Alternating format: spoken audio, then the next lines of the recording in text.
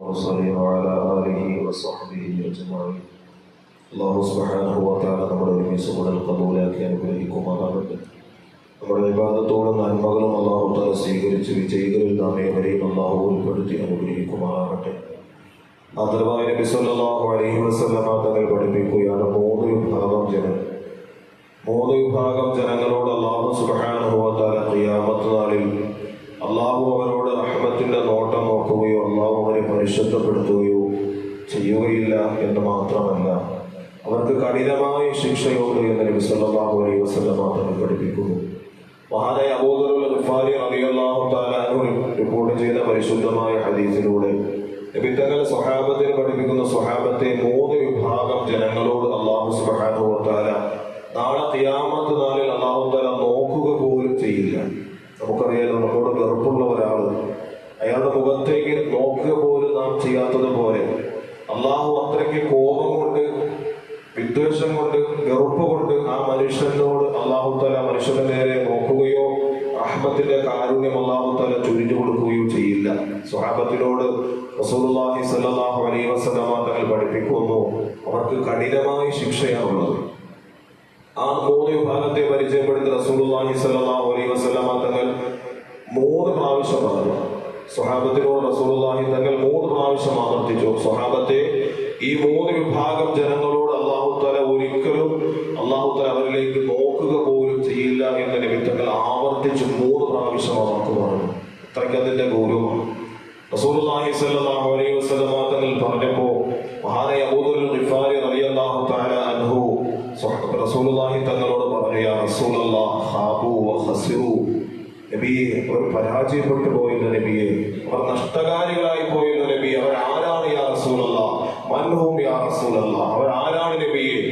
ഈ 3 വിഭാഗം ജനങ്ങൾ അല്ലാഹു തആല നാളെ ഖിയാമത്ത് നാളിൽ തിരിഞ്ഞു നോക്കാത്ത, റഹ്മത്തിന്റെ നോട്ടം നോക്കാത്ത ഈ 3 വിഭാഗം ആൾക്കാർ ആരാണ് റസൂലേ?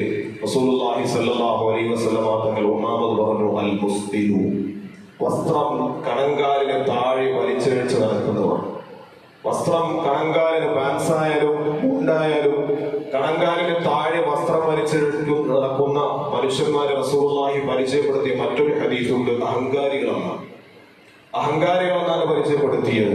ഈ വസ്ത്രം കണങ്കാലിന് താഴെ, പുരുഷന്മാരെ സംബന്ധിച്ചിടത്തോളം വസ്ത്രം കണങ്കാലിന് താഴെ വലിച്ചിഴച്ച് നടക്കുന്നവർ, അത് പലപ്പോഴും പല സ്ഥലങ്ങളിലും ഒക്കെ ഉണർത്തി കൊടുക്കാറുണ്ടെങ്കിലും ആരും ശ്രദ്ധിക്കാത്ത ഒരു കാര്യമാണ്. ചിലപ്പോൾ മയ്യത്ത് നമസ്കാരങ്ങളിലൊക്കെ പല പള്ളികളിലും കാണാം, മയ്യത്ത് കൊണ്ടുവയ്ക്കുമ്പോഴോ അല്ലെങ്കിൽ നമസ്കാരത്തിന് മുമ്പ് സഫ് ശരിയാക്കുന്ന സമയത്തൊക്കെ ഇമാമ് ആ പള്ളിയിലെ മുഅ്മിനീങ്ങളോട് പറയാറുണ്ട്, വസ്ത്രമൊക്കെ മുകളിലോട്ട് പൊക്കി കൊടുക്കണമെന്ന്. ആ ഒരു സന്ദർഭത്തിൽ മാത്രമല്ല, നമ്മുടെ ജീവിതത്തിൽ മുഴുവനും അറിഞ്ഞോ അറിയാതെയോ ഒരിക്കലും നമ്മുടെ കണങ്കാലിന് താഴെ വസ്ത്രം പോകാൻ പാടില്ല. അങ്ങനെ വസ്ത്രം വലിച്ചിഴച്ച് നടക്കുന്ന മനുഷ്യന്മാരെ അല്ലാഹുവിന്റെ റഹ്മത്തിന്റെ നോട്ടമെന്ന് മാത്രം നോക്കുകയില്ല എന്ന് മാത്രമല്ല, വലഹും അദാബുൻ അലീം, കഠോരമായ ശിക്ഷയാണ് അല്ലാഹു സുബ്ഹാനഹു തആല അവർക്ക് നൽകുന്നത്. രണ്ടാമത്തെ വിഭാഗം വൽ മന്നാൻ. റസൂലുള്ളാഹി സ്വല്ലല്ലാഹു അലൈഹി വസല്ലമ തങ്ങളുടെ സ്വഹാബത്തിനോട് പഠിപ്പിച്ചു കൊടുത്തു, ഒരു നന്മ ചെയ്തിട്ട് ഒരാൾക്ക് എന്തെങ്കിലും ഒന്ന് കൊടുത്തതിന് ശേഷം ആ നന്മയെ എടുത്തു പറയുക. ഞാൻ അയാൾക്ക് അത് അന്ന് കൊടുത്തു, അല്ലെങ്കിൽ എന്റെ ഉപ്പാപ്പയായിരുന്നു, അല്ലെങ്കിൽ ഞാനായിരുന്നു ഈ പള്ളി വെക്കാൻ വേണ്ടി സ്ഥലം കൊടുത്തത്, അല്ലെ? തീർന്നില്ലേ? നാം ചെയ്ത നന്മകളുടെ പോയി. നാം ഓരോരുത്തരും പറയാറുണ്ട്, നാം ചെയ്ത ആർക്കെങ്കിലും എന്തെങ്കിലും ഒക്കെ കൊടുത്തിട്ട് അത് എടുത്തു പറയുക എന്നുള്ളത് ഹറാമാണ്. ഒരിക്കലും പറയാൻ പാടില്ല. ഒരു സാധുവായ മനുഷ്യർ എന്തെങ്കിലും കൊടുത്തു, പക്ഷെ അവനെ എവിടെ വെച്ച് കണ്ടാലും ഒരു ഷർട്ട് വാങ്ങിച്ചു കൊടുത്തു, പിന്നെ കല്യാണം വേണ്ടി ചോറ് പിടിച്ചു നോക്കും, ഇവിടെ അന്ന് ഞാൻ വെച്ചുള്ള ഷർട്ട് 10 പേര് നിൽക്കുകയാണ്. എന്നിട്ട് കല്യാണ സദസ്സിൽ ആൾക്കാരെല്ലാം നിൽക്കുന്ന സ്ഥലത്ത് വെറുതെ ജനങ്ങളൊന്ന് കാണാൻ വേണ്ടി അവന്റെ ഷർട്ട്, അന്ന് ഞാൻ വാങ്ങിച്ചുന്ന ഷർട്ടല്ലേ ഇത്, അന്ന് ഞാൻ വാങ്ങിച്ചുന്ന ഷർട്ടല്ലടാ, ഇത് നനച്ചു പോയോ, അല്ലെങ്കിൽ എന്ത് ചെയ്യാം, കളർ പോയോ എന്നൊക്കെ എന്ത് ചെയ്യാം. എന്താ ഉദ്ദേശം? ഇത് ഞാൻ വാങ്ങിച്ചു കൊടുത്തു എന്ന് എന്ത് അറിയാം. നമ്മളങ്ങനെയാണല്ലോ ഒരു സൽക്കർമ്മം ചെയ്തിട്ട് നമ്മൾ തഹജ്ജുദ് നിസ്കരിക്കും. തഹജ്ജുദ് നിസ്കരിച്ചിട്ട് എന്ത് ചെയ്യും? രാവിലെ തഹജ്ജുദ് നിസ്കരിക്കും. അപ്പൊ ഈ തഹജ്ജുദ് നിസ്കരിക്കുമെന്ന് മറ്റുള്ളവർ അറിയണമല്ലോ. എന്താ പരിപാടി? നീ രാവിലെ തഹജ്ജുദ് എഴുന്നേറ്റപ്പോഴേ എന്ന് നമ്മൾ കൂടി ചേർത്ത് പറയും.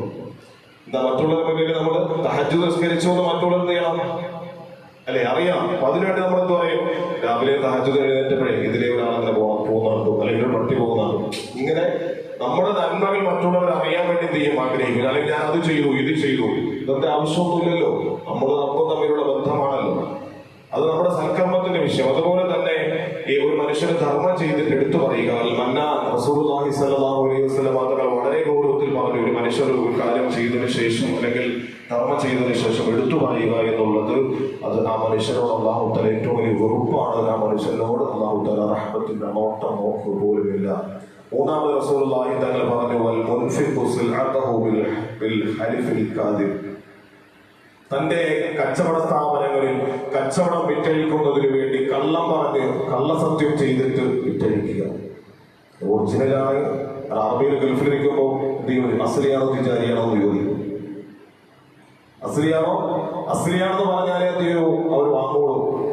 ഒരുപാട് പേർക്ക് എന്ത് ചെയ്യും, കാരണം തെറ്റിൽപ്പെട്ടു. കാരണം തിജാരിയായിരിക്കും, അല്ലെങ്കിൽ എന്ത് ചെയ്യാം, ഡ്യൂപ്ലിക്കേറ്റ് ആയിരിക്കും. ഇത് അസ്ലി എന്ന് പറഞ്ഞാൽ എന്ത് ചെയ്യൂ, സൗദിയിൽ വാങ്ങുള്ളൂ. അങ്ങനെ കള്ളം പറഞ്ഞു വെക്കാൻ പാടുള്ളൂ? ഇല്ല, നമുക്കറിയത്തില്ല, കമ്പനി ഇങ്ങനെ പറയുമ്പോൾ നമുക്ക് ഇത്രയും അറിയാം. ആ ഒരു വാക്ക് പറഞ്ഞാൽ മതി, നമുക്ക് റബ്ബിന്റെ മുന്നിൽ രക്ഷപ്പെടാൻ പറ്റും. അതുകൊണ്ട് തന്നെ നാം ഏത് സ്ഥാപനം നടത്തുമ്പോൾ, കച്ചവടം നടത്തുമ്പോൾ സ്ഥാപനത്തിനെ കുറിച്ച് അല്ലെങ്കിൽ ആ വസ്തുവിനെ കുറിച്ചോ അത് എന്തെങ്കിലും ആണെങ്കിലും നമുക്ക് അറിയാവുന്ന കാര്യം മാത്രം പറയും. നമ്മൾ പറഞ്ഞിട്ട് അല്ലെങ്കിൽ അതാണ് ഇതാണ് ഇതിന്റെ മേന്മകൾ കളവ് ചേർത്ത് പറഞ്ഞിട്ട് കള്ളസത്യം ചെയ്തിട്ട് ഒരിക്കലും നമ്മുടെ കച്ചവടം ആ സാധനം വിറ്റഴിക്കാൻ വേണ്ടി അങ്ങനെ പറയാൻ പാടില്ല. അങ്ങനെ ചെയ്യുന്നവൻ അള്ളാഹുവിന്റെ റഹ്മത്തിന്റെ നോട്ടത്തിൽ തൊട്ട് വിദൂരമാണ്. നാളെ അവരോട് അല്ലാഹു സുബ്ഹാനഹു വ തആല വെറുപ്പിന്റെ നോട്ടം നോക്കുമെന്നും അലഹും അദാബുൻ അലീം, വേദനാജനകമായ ശിക്ഷ അവർക്കുണ്ട് എന്ന് നബി സല്ലല്ലാഹു അലൈഹി വസല്ലം തങ്ങൾ സ്വഹാബത്തിനോട് പഠിപ്പിച്ചു. അല്ലാഹു തആല ഇത്തരത്തിലുള്ള അപകടങ്ങളിൽ നിന്നും അല്ലാഹു തആല നമ്മേവരെയും കാത്തുരക്ഷിക്കുമാറാകട്ടെ. നമ്മുടെ ജീവിതത്തിൽ അല്ലാഹു പരിശുദ്ധി നൽകി അനുഗ്രഹിക്കുമാറാകട്ടെ.